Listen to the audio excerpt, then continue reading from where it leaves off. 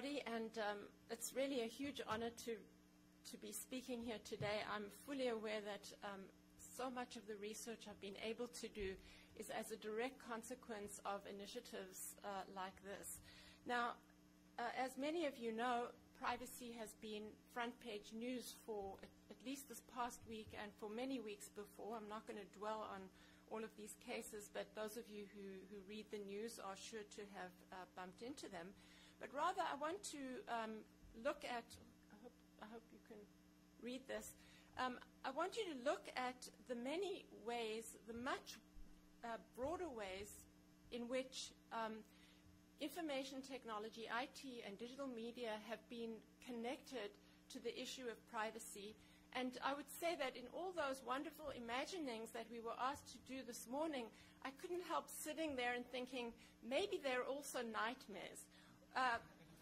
Pervasive sensory networks, GPS and mobile devices, location sensing, all of these technologies that bring wonderful things at the same time threaten and violate privacy. Database technologies which have been with us for,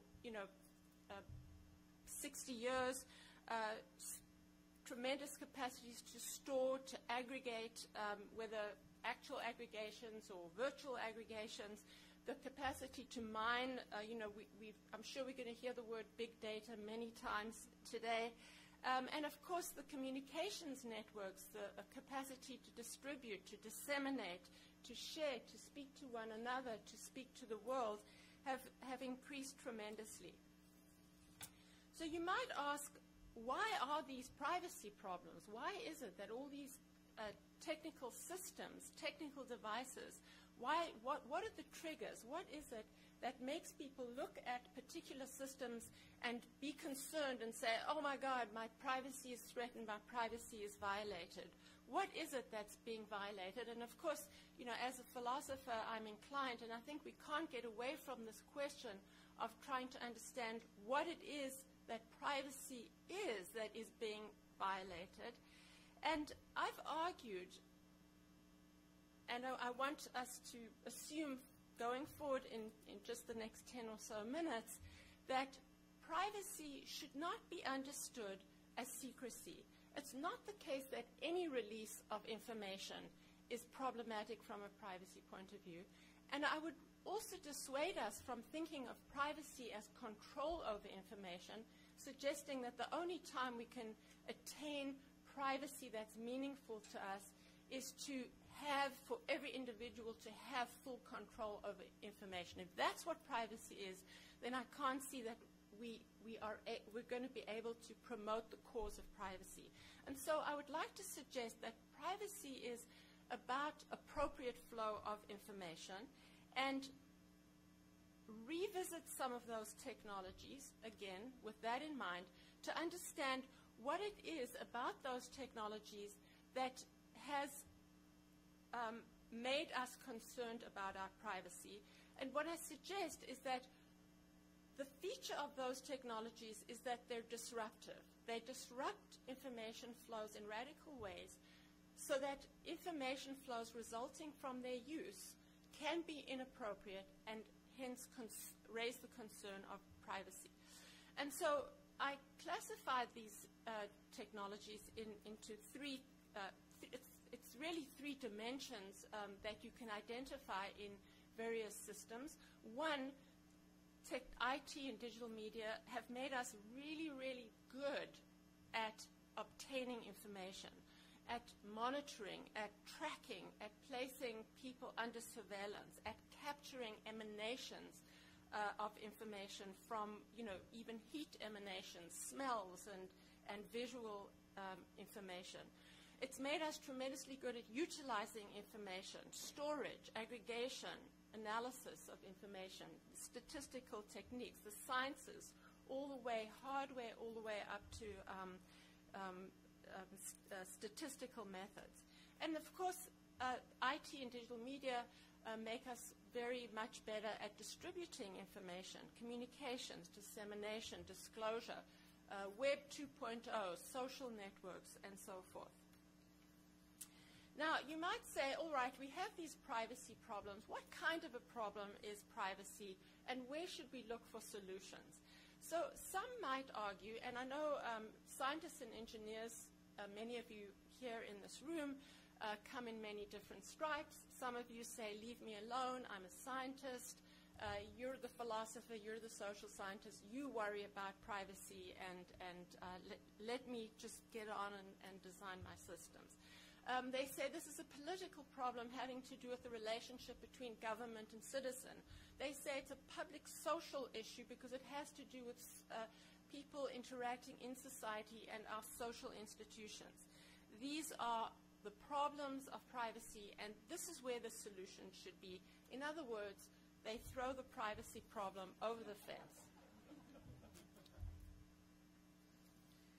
Now, there have been many scientists and engineers who've said, no, it's thoroughly a scientific and engineering problem too, because it is because of our science and engineering that these problems have arisen, and we should also be involved.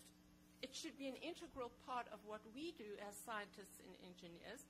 And there have been technologists in the fray who have seen it as their responsibility, as not just as citizens, but as scientists and engineers, to be involved in these problems. So I like to even think of the definition that evolved in the 1970s of security, where confidentiality was one of the pillars of security, confidentiality, an aspect of privacy. And in 1984, I recall reading about the computer matching debate, whether it's a good or bad thing. And I think, given big data and, aggregation and mining, what a quaint argument to be having at that time. But the CACM published that because they thought scientists and engineers would be interested in it. We all may have remembered the crypto wars and the cypherpunk manifesto. So there is a history. Computer scientists saying, we're not throwing it over the wall, we're coming over to join you, we're looking over the fence. And so I want to talk a little bit about what I think of as three waves that we've experienced in this increasing integration. And I highlight that the R&D agencies have been essential to developing this increasing integration of the science and engineering on the one hand and the humanistic and social scientific analysis on the other hand. Now, in the first wave, I want to draw attention to programs within the funding agencies that enabled people like myself to study social and ethical issues that directly evolved as a result of developments in science and technology. We were separate, but we did our work because we were interested in the implications of science and technology. In wave two, I would identify the kind of funding that was being done as ELSI. Some of you may know the acronym, but ethical, legal, social implications of technology. And many in the biological areas, especially the genome and cloning and so on, there was concern about this. And so we find that the agencies would fund a very big project, and they would say, you also have to have a little ELSI component devoted to this particular project that you're involved in. And this was also very productive. And wave three, which I feel we're in at the moment in relation to this integration of science and technology with the issue of privacy, is where scientists and engineers consider privacy as a clarion call. They're interested in developing technical systems with other functionalities, but also interested in considering what to do about privacy within those projects, and also interested in having privacy-inspired technologies, which is to say developing technologies that would assist in protecting privacy. And as a result of wave three funding through the R&D agencies, which is to encourage this greater integration of privacy and IT, we've seen tremendous developments, and I don't, can you read this? Okay, great. Over there. Look over there. And I'm not going to go through all of this. I will pull out just a few things that are of particular interest to me. First of all, at the level of, say, language and logics, we have the development of richer formal languages to expand our capacity for much more nuanced access to databases. It's not, yes, you can have access, no, you can't, but things that are much more closely related to the functionality that you want out of that database, be it a health information database or a supply chain database. We're developing metrics in the science of information, like differential privacy, that allow us to express in more nuanced ways whether, for example, the release of a database meets those metrics. We're developing techniques like blurring visual information or obfuscatory techniques that allow us to reveal information for certain functionalities without giving everything away. We have a whole bunch of privacy-preserving whatever. So we have people who are working on privacy-preserving data mining so that we can extract the useful information. Maybe like in patients like me, we can extract what we need from a medical point of view without having to know what this particular individual had and holding them to account. Privacy-preserving, location-based mobile services, I feel like there's some really exciting work going on in that area. Anonymization, which has been both interesting and maybe impossible. Human-centered, usable privacy, which is very important. And, of course, economics is a necessary component of all of this. Now, what makes these privacy solutions, if we go back to this notion of privacy as appropriate flow and worrying about the disruptions, because the disruptions are not bad always. The disruptive flows can be exactly what brings progress into society. But what some of these privacy solutions are doing is that they're constraining flows, they're preventing flows, they're containing information, they're modulating in very nuanced ways. And that's what this third wave of technologies and activities, the research activities, are doing. And what I just want to spend a few minutes now, or I don't have a few minutes, I have 1 minute, talking about, looking ahead. What is the wave for? Well, first of all, I want to say continue waves 1, 2, and 3. These are all producing outstanding work. But I would like to see a movement towards a better understanding of the concept of privacy, so that what we're protecting is not simply, say, secrecy, but something that's meaningful. I'm trying to understand what it is that people value in privacy and aiming towards a meaningful appreciation of privacy. And I believe that we will need greater hybridity in the work that we're doing, greater hybridity among various areas of science and technology, and along with those who are trained in humanities and social sciences, looking at the way privacy is achieved, not just in this widget or that widget, but in a system as a whole. And so we would need better coordination also at the application area to understand also what can be done by the technology, where it needs to be handed off to the social and policy realm, and vice versa. What's better done by technology and not to place as much pressure on the policy realm and so forth. So better coordination is what I look forward to in this wave 4, and then we'll be there. Thank you.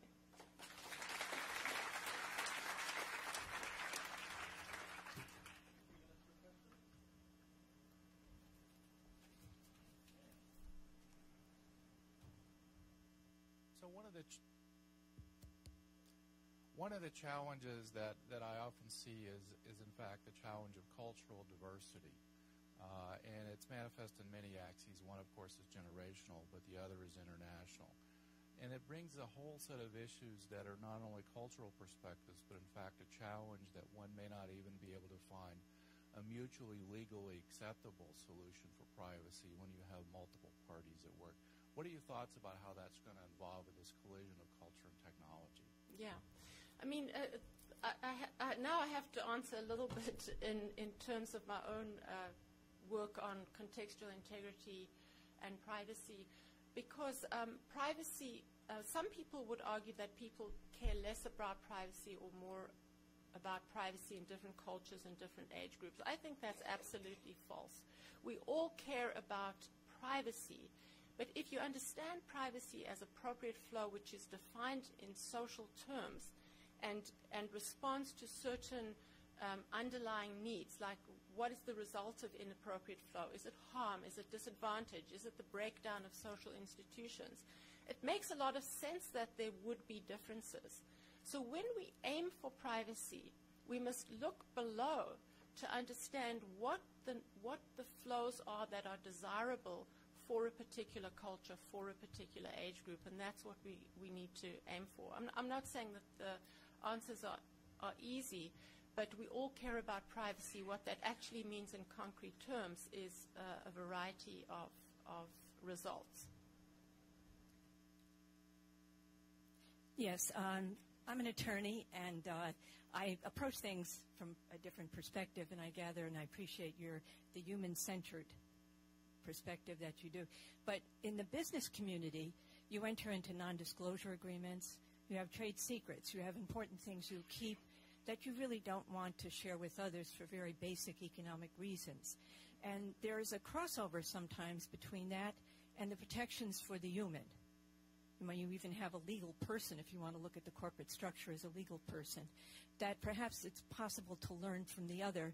And if there's technical approaches adopted, and I see this from my work with the engineering community for managing information at the data structure level, that the actual methods of protection, you might find ways of a crossover between the two. So in your research, from your perspective, do you actually reach out to the other communities to share notes?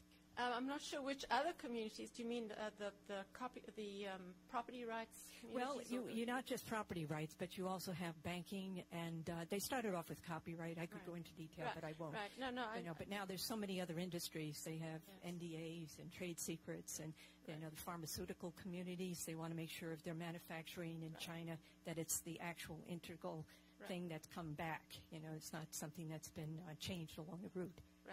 Right. So I'm first of all, I don't want us to think about privacy as a property right, and I know that's not what you were trying to get at. But I do want to really highlight something important that you said. Many people would say things like privacy is not important because if you've got nothing to hide, if you've done nothing wrong, you shouldn't need it. And what all these legal institutions, these legal protections, like trade secrets, the fact that society is willing to protect someone's trade secret, that we have rules against insider trading, these all suggest that society and the institutions that society is made up of depend on constraints on the flow of information. And likewise, in the case of privacy, it's not about you hiding these bad things about yourself, but it's what is appropriate to share in an environment in order to sustain not only your own benefit, but in order to sustain certain social institutions. And there's been, excellent work on the social value of privacy, and I think that those kinds of institutions that you mentioned indicate why constraints on flow are important, not just to protect you against bad stuff that you've done before.